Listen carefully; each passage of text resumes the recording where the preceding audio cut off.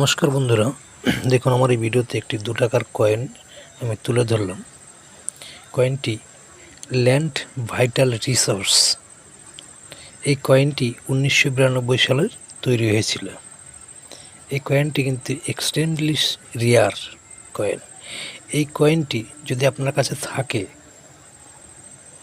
তাহলে পরে আপনি পেতে পারেন বর্তমান মার্কেট যে ভ্যালু তাতে 2128 টাকা। এই কয়েনটি কিন্তু খুব ভেরি রেয়ার।